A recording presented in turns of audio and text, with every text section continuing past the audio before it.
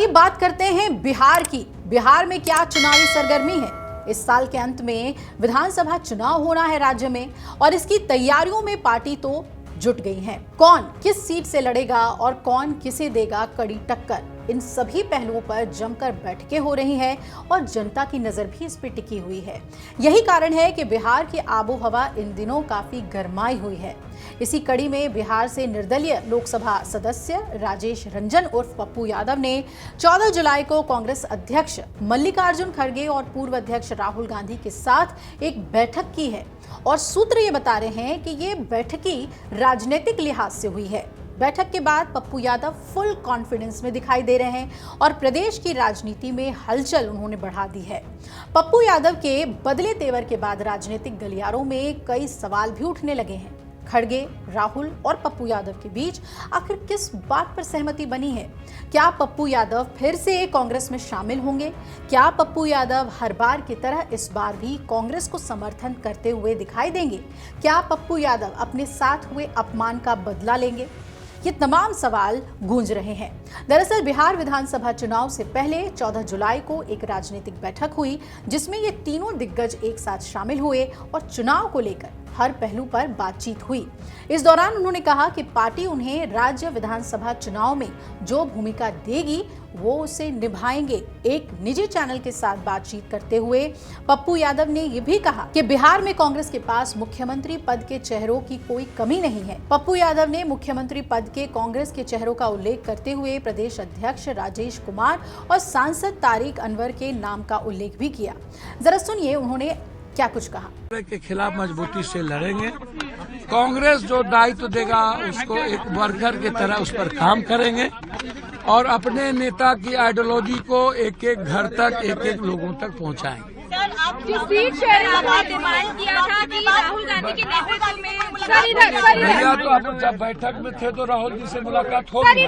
सबसे ज्यादा जरूरी है, हम सिर्फ इतना जानते हैं कि बीजेपी से ईबीसी एसटी एससी, बीजेपी से ईबीसी एसटी एससी से जितना नफरत है उसको राहुल गांधी से उतना ही प्यार। अधिकार को बचाने का और गरीब के अधिकार को बचाने का ये निर्णय है।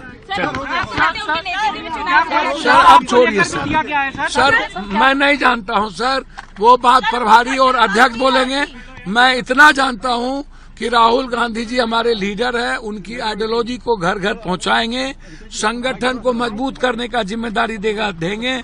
प्रभारी जी का जो निर्णय और हमारे राष्ट्रीय अध्यक्ष और मेरे नेता का होगा, बिहार जीतने के लिए सब कुछ और सर्वोच्च राय जो हमारे नेता बोलेंगे वही करेंगे।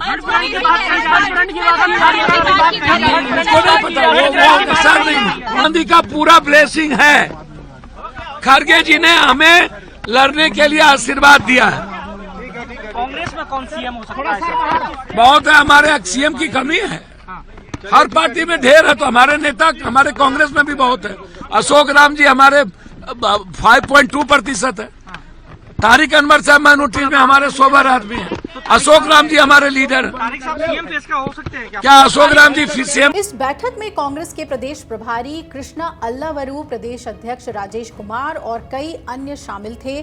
कांग्रेस मुख्यालय में बिहार चुनाव को लेकर हुई इस बैठक में पप्पू यादव पहली बार शामिल हुए, और कुछ दिनों पहले ही पटना में एक विशेष गहन पुनरीक्षण के खिलाफ मार्च के दौरान आपको याद होगा कि कन्हैया कुमार के साथ पप्पू यादव को महागठबंधन के नेताओं वाले ट्रक पर चढ़ने नहीं दिया गया था और अपमान की बात सामने आई थी। उस ट्रक पर राहुल गांधी और तेजस्वी यादव सवार थे। इस घटनाक्रम के बाद यादव की राहुल गांधी से यह पहली मुलाकात हुई है। अब सूत्र ये बता रहे हैं कि यादव के खड़गे और राहुल के साथ अलग से भी मंथन करते हुए बैठक हुई है। पप्पू यादव ने यह भी कहा है कि जो भी भूमिका अब कांग्रेस उन्हें देगी वो उसे निभाने के लिए तैयार हैं।